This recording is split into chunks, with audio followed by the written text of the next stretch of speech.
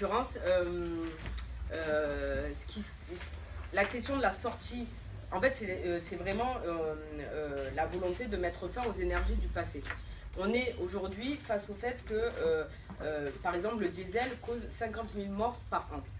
On est face au fait qu'on est dans une situation où on a des perturbateurs endocriniens, on a des éléments nocifs pour notre santé qui aujourd'hui sont tolérés et même mis en avant par rapport à un rapport de force mis en place par un certain nombre de lobbies.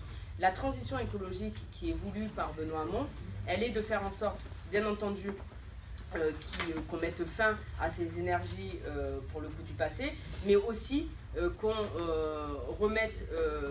repense la manière dont on considère notre environnement. Il a eu cette phrase, je pense que vous avez noté, qui a beaucoup circulé, qui était de dire on négocie avec les banquiers, pas avec la planète.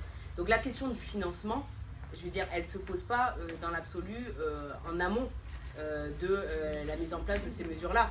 Je veux dire, on est dans une obligation vis-à-vis de notre planète et vis-à-vis de notre environnement, parce que ça touche directement à la santé et que la santé est d'abord une priorité, et bien de voir les mesures qui sont obligatoires. La question de la sortie des énergies du passé, la question de l'interdiction des perturbateurs endocriniens, la question de l'interdiction des pesticides dangereux, etc. Tout ça, eh bien aujourd'hui, est une nécessité sur laquelle on ne transigera pas.